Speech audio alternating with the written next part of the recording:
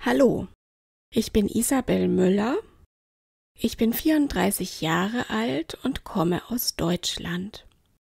Ich spreche Deutsch und Englisch und ein bisschen Tadschikisch, Russisch und Arabisch. Ich bin verheiratet und habe 3 Kinder. Meine Kinder sind 13, 10 und 4 Jahre alt. Sie heißen Josef, Jonas und Jakob. Mein Mann heißt Hemsa. Wir wohnen in der Hauptstraße 38 in Schweinfurt. Unsere Telefonnummer ist die 09721 12345.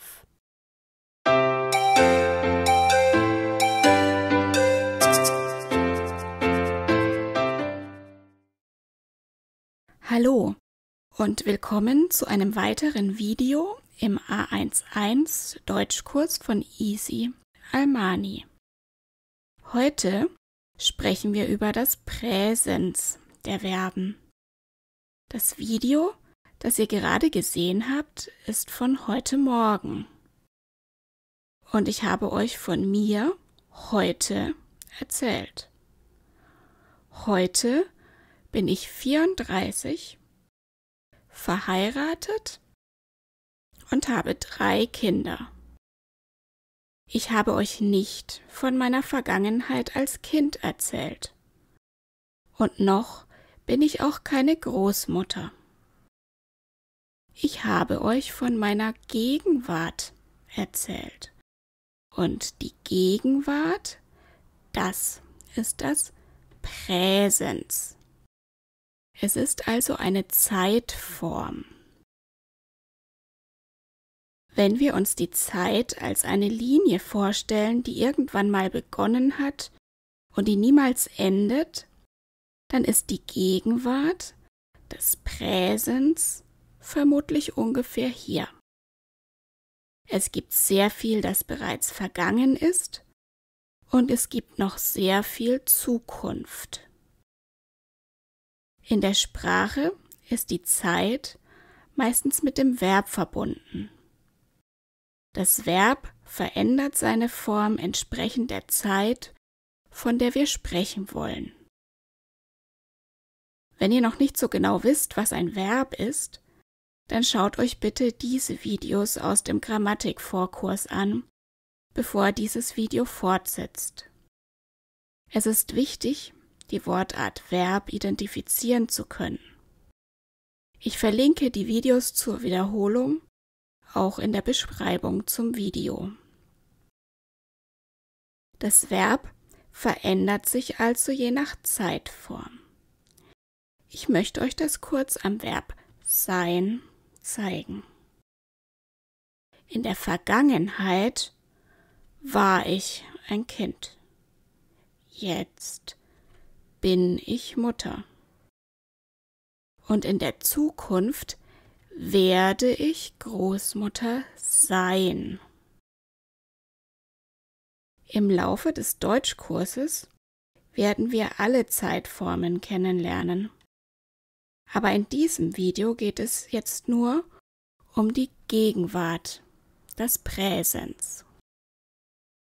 Alle rot geschriebenen Wörter sind Formen des Verbes sein.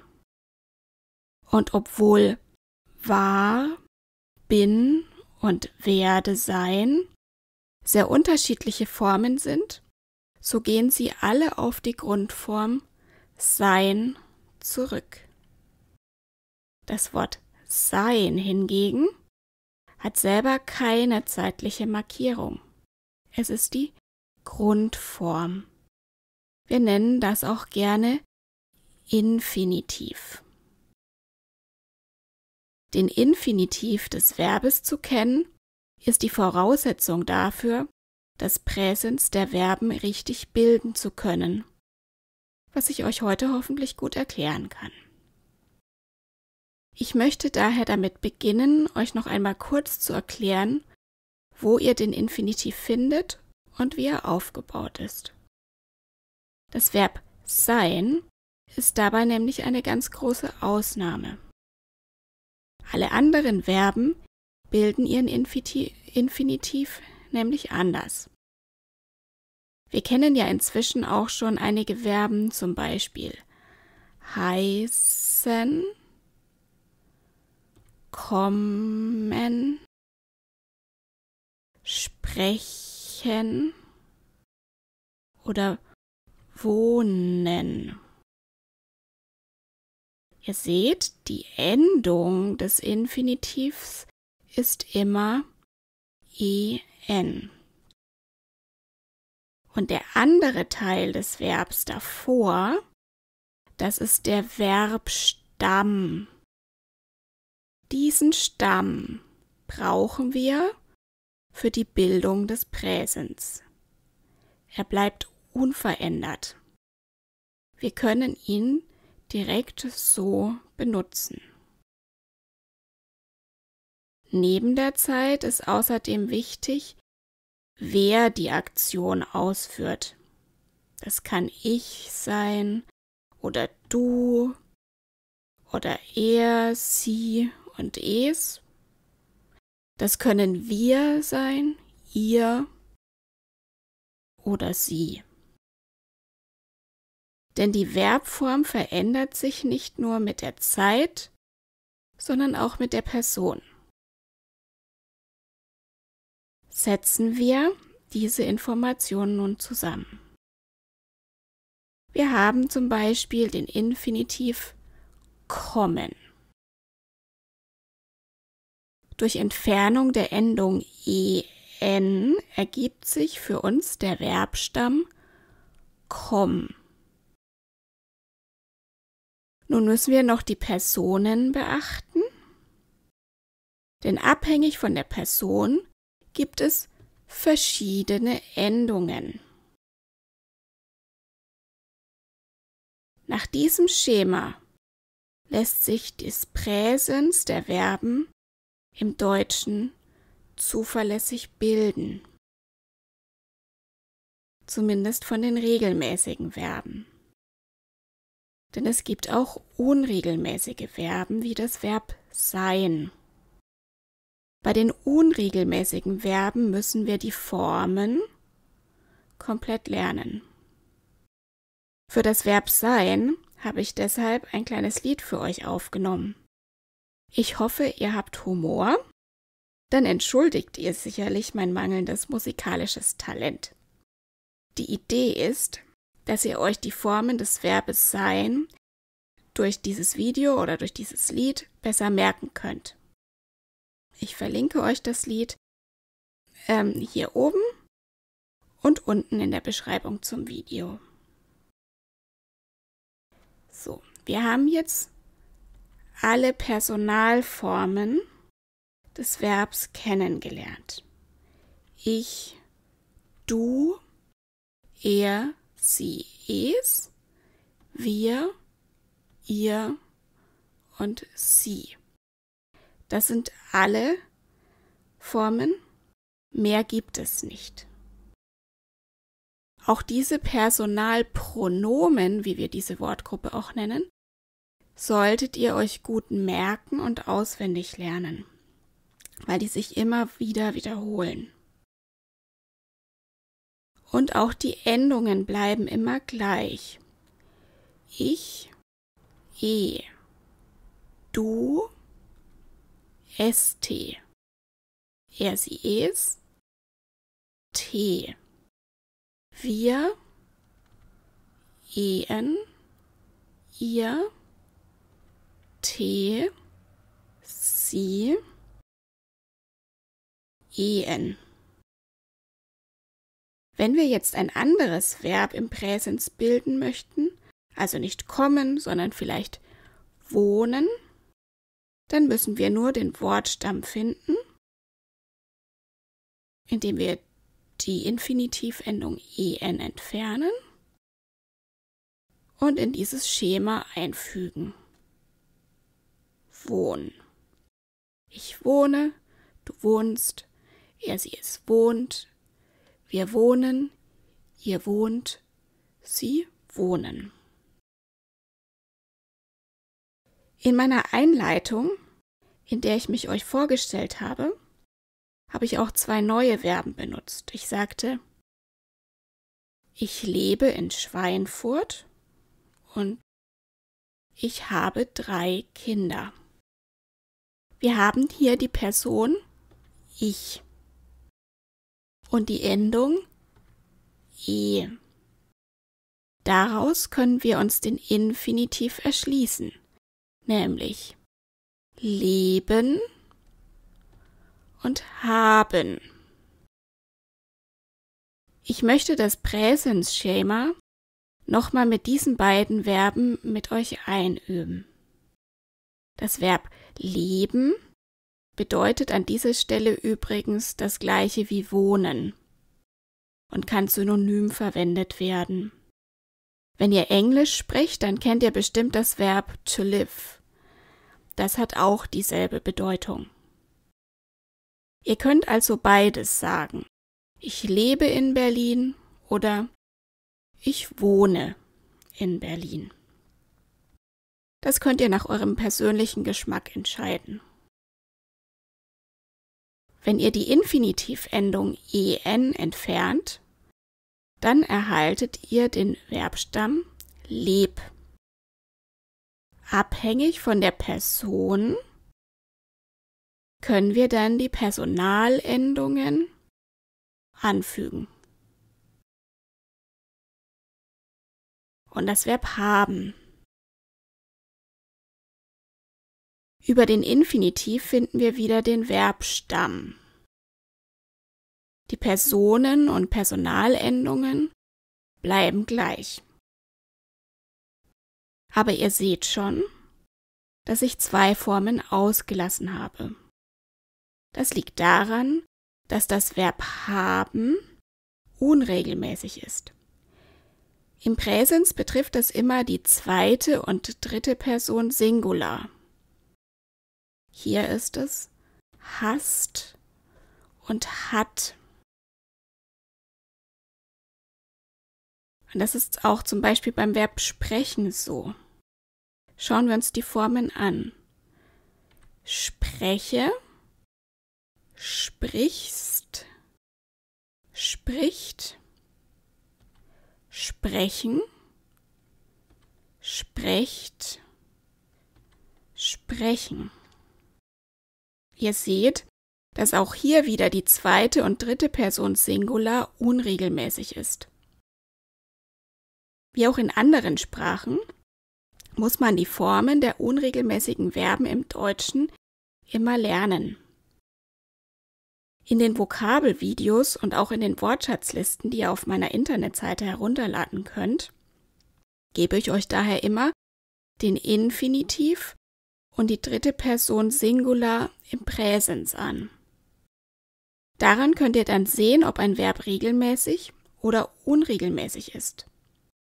Und dann gebe ich euch noch 2 Vergangenheitsformen an, die wir erst später besprechen, die aber jetzt schon bitte mitlernt. Dies ist das letzte Video der Lektion 2 und das erste Video zum Präsens. An dieser Stelle in unserem Deutschkurs solltet ihr jetzt Folgendes verstanden haben. Was der Infinitiv des Verbs ist und daraus den Verbstamm ableiten können. Ihr solltet die Personalpronomen kennen und ihr solltet die Personalendungen der Verben sicher anwenden. Und dann wird mit der Lektion 2 auch das Thema sich vorstellen abgeschlossen. Damit könnt ihr jetzt schon kleine Gespräche führen. Und wichtiger ist aber zu wissen, dass die Inhalte aus Lektion 1 und 2 bereits einen wichtigen Teil in Deutschtests ausmachen. Und diesen Teil könnt ihr jetzt mit den Lektionen 1 und 2 bereits gut beantworten. Ich möchte euch deshalb 2 große Anbieter von Deutschtests oder Kursen und Zertifikaten vorstellen, deren Zeugnisse auch von deutschen Behörden anerkannt werden und auf deren Tests ich euch mit meinen Videos und Lernmaterialien vorbereiten möchte. Für alle von euch, die Deutsch in ihrem Heimatland, also außerhalb von Deutschland, lernen, ist das Goethe-Institut zuständig. Es gibt fast in jedem Land ein Goethe-Institut oder ein Sprachlernzentrum des Goethe-Instituts, meistens in der Hauptstadt. Und dort könnt ihr sowohl Sprachkurse besuchen, als auch Prüfungen ablegen und dann Zertifikate erhalten. Die deutschen Botschaften akzeptieren in der Regel nur die Zertifikate vom Goethe-Institut. Für alle, die bereits in Deutschland sind und vielleicht einen Integrationskurs besuchen, ist für die Deutschprüfung oftmals die Firma Telg zuständig, die den Deutschtest für Zuwanderer zum Beispiel anbietet. Ich verlinke euch beide Unternehmen in der Beschreibung zum Video. Hier im Kurs werde ich immer wieder Bezug nehmen zu den Tests des Goethe-Instituts und von Telg, sodass ihr optimal auf die Prüfungen vorbereitet seid. Die Sprachtests beider Einrichtungen sind sehr umfangreich und bestehen immer aus 4 Teilen: Hören, Lesen, Schreiben und Sprechen. Und im Bereich Sprechen ist eben das sich Vorstellen ein wichtiger Teil. Hier ist zum Beispiel ein Auszug aus dem Deutschtest für Zuwanderer von Telg. Dort soll man sich nach den genannten Stichworten selbst vorstellen. Ich mache euch das mal vor. Also man stellt sich vor, man hat dann die Prüfung, sie geben einem das Blatt Papier und sagen, bitte stellen Sie sich vor. Dann muss man da diese Begriffe lesen und dann muss man zum Beispiel sagen, ich bin Isabel Müller, ich komme aus Deutschland und wohne in Schweinfurt. Ich bin verheiratet und habe 3 Kinder. Ich spreche Deutsch, Englisch und ein bisschen Arabisch. Über das Thema Arbeit und Beruf haben wir jetzt hier im Kurs noch nicht gesprochen. Werden wir aber später auf jeden Fall noch tun. Keine Sorge. Und beim Goethe-Institut, das sieht jetzt derselbe Prüfungsbogen so aus. Also ihr seht schon, das ist quasi fast das Gleiche. Man soll nämlich auch wieder sich vorstellen anhand dieser Stichworte. Und ab dem A2-Niveau steigert dann das Goethe-Institut die Aufgabe, indem man nämlich nicht nur sich selbst vorstellen soll, sondern man soll eine andere Person fragen. Und die antwortet dann auf die Fragen. Also es ist nicht mehr so, ich kann was auswendig lernen und dann einfach so vorsagen, hallo, ich bin Isabel und so weiter, sondern man muss es dann erst fragen und auf die Fragen eines Partners antworten. Deshalb ist es nicht nur wichtig, dass man sich selbst vorstellen kann, sondern dass man auch eben die Fragen dazu kennt. Das möchte ich hier deshalb noch mal kurz mit euch wiederholen.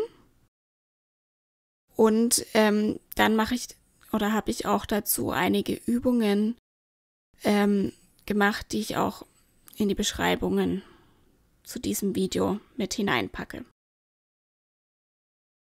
Ich stelle mich euch also noch mal kurz vor und zeige euch dann dazu passende Frage. Ich bin Isabel Müller. Wer sind Sie? Wer bist du? Ich bin 34 Jahre alt.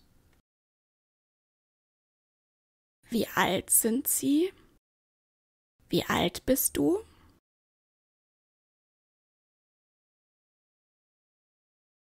Ich komme aus Deutschland.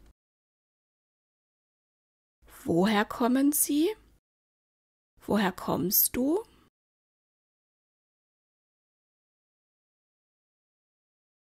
Also welche Fragen ihr zum Beispiel jetzt in der Prüfung stellen wollt, ob ihr siezen möchtet oder duzen, das müsst ihr selber entscheiden. Es ist nur wichtig, dass ihr das dann in der Prüfung auch durchzieht und nicht abwechselt. Nächste Frage. Ich spreche Deutsch und Englisch. Was sprechen Sie? Was sprichst du? Ich bin verheiratet. Sind Sie verheiratet? Bist du verheiratet? Ich habe 3 Kinder. Haben Sie Kinder? Hast du Kinder? Ich wohne in Schweinfurt. Wo wohnen Sie? Wo wohnst du? Meine Telefonnummer ist die 09721 12345. Wie ist Ihre Telefonnummer? Wie ist deine Telefonnummer? Ich denke, wenn ihr alle Videos durchgeguckt habt und auch die Übungen dazu gemacht habt, dann seid ihr jetzt gut vorbereitet auf diesen Teil der Prüfung. Das war es jetzt von diesem Video für heute. Ich danke euch fürs Zusehen und wünsche euch viel Spaß beim Lernen.